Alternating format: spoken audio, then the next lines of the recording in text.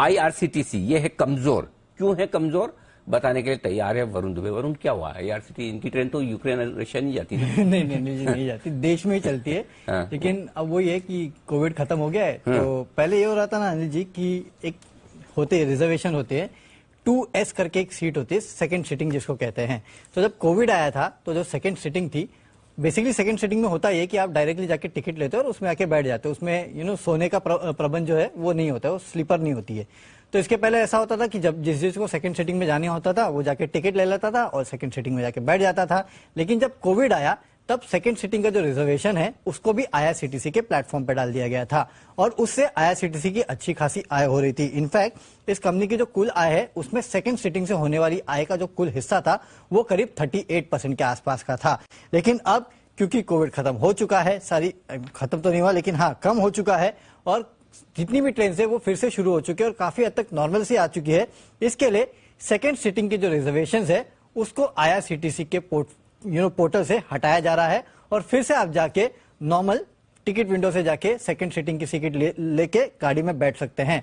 तो इससे तकलीफ ये होगी कि इस कंपनी की जो ओवरऑल रेवेन्यूज है वो कम होंगे। करीब मैंने कहा कि 38% के आसपास की रेवेन्यू जो इस कंपनी की अब तक करीब इससे आती थी और वॉल्यूम जो है उसमें करीब 30% के आसपास का कंट्रीब्यूशन जो है वो इस सेकंड सीटिंग का था। ये बंद होने से टिकटिंग आय में करीब 15 से 20% के आसपास की गिरावट आ सकती है और कुल आय अगर आप देखेंगे तो उसमें करीब 15% के आसपास की गिरावट आ सकती है नॉन टिकटिंग आय से और कुल आय में करीब 6 से 8% के आसपास की गिरावट आ सकती है। ईपीएस पे अगर आप देखेंगे तो करीब 12 से 15% का इंपैक्ट जो है इस कंपनी पे पड़ेगा, ऐसी कुछ रिपोर्ट सजेस्ट कर रही है। लेकिन ये तो नेगेटिव पॉइंट्स हुई, कुछ पॉजिटिव पॉइंट जिसको मार्केट इग्नोर कर रहा है वो भी मैं आपको बताता हूं। अगर सेकंड सीटिंग की कैटेगरी खत्म हो जाती है तो इस कंपनी की पर टिकट रियलाइजेशन जो है वो बढ़ जाएगा, क्योंकि सेकंड सीटिंग में जो ओवरऑल मार्जिन था वो काफी कम था। अब ये कंपनी जो है वो खासकर एसी और बाकी सीटिंग की रिजर्वेशन करेगी जहां पे मार्जिन ज्यादा होते हैं तो रियलाइजेशन बढ़ेंगे। और दूसरी चीज, एक और चीज याद रखनी चाहिए, अगर कच्चे तेल के दाम ऐसे ही बढ़ते रहे ना तो हवाई किराया या फिर अन्य किराया बढ़ जाएगा, तब आप शिफ्ट करेंगे रेलवे पे, तो जो ओवरऑल वॉल्यूम्स है वो आगे बढ़ सकते हैं।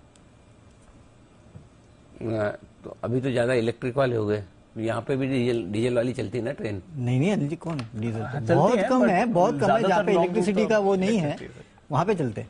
अच्छा, मतलब आप छोटी जगहों पे जाते ही नहीं जहाँ डीजल वाली इंजन चलती? इनफैक्ट अनिल जी मैं जहाँ जाता था वहाँ पे बीच में एक स्टेज ऐसा आता था जहाँ पे इलेक्ट्रिक का इंजन था ही नहीं, तो वहाँ पे इलेक्ट्रिक चेंज होता था, इंजन डीजल का लगता था और फिर मैं उस स्टेशन पे। कोयले वाले में भी? हाँ, कोयले वाले में? हाँ, कोयले वाले में बैठा हूँ मैं तो। बैठा? हाँ, क्यों नहीं।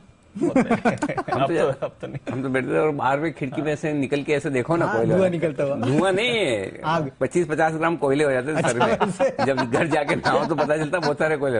हम मुंबई से जब पढ़ाई करते थे, मुंबई से राजस्थान जाते थे चित्तौड़ ट्रेन में, तो टाइम भी पूरा लगता था और तो लंबी जर्नी भी लंबी जर्नी थी, 18-20 घंटे लगते थे और कोयला लेके जाते थे पूरा घर पे। वो भी मजे थे, क्या दिन थे वो भी।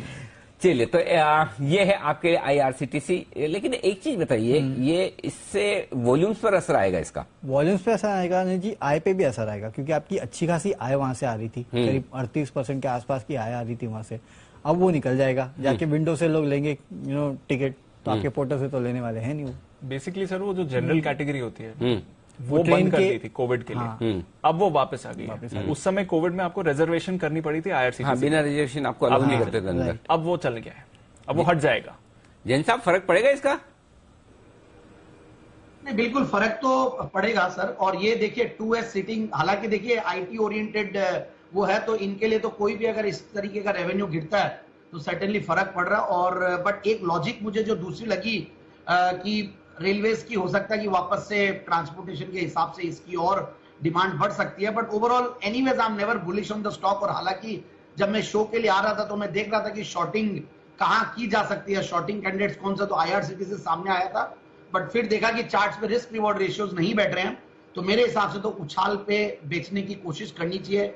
Very high valuations just because कि थोड़े पीएसयू स्टॉक्स हो सकते हैं कि एलआईसी के आईपीओ के पहले मेंटेन्ड हो, इसलिए नहीं टूट रहा। बट आज ये टेक्निकली देखा जाए तो 200 डेमा के नीचे डिसाइसिवली ट्रेड कर रहा है, तो ये न्यूज का इंपैक्ट नेगेटिव है। सो फंडामेंटली भी नेगेटिव न्यूज है, टेक्निकली भी वीक लग रहा है, और वैल्यूएशंस मुझे एनीवेज बहुत ज्यादा हाई लगते हैं। सो लेट्स सी, मुझे बाइंग की राय तो बिल्कुल भी नहीं है, सेलिंग अपॉर्चुनिटीज ऑन बाउंस देखना चाहिए। दरी न करें, उछाल में बिकवाली करें, प्रॉफिट बुकिंग करें, ये राय आपके लिए आती हुई जैन साहब की तरफ से IRCTC।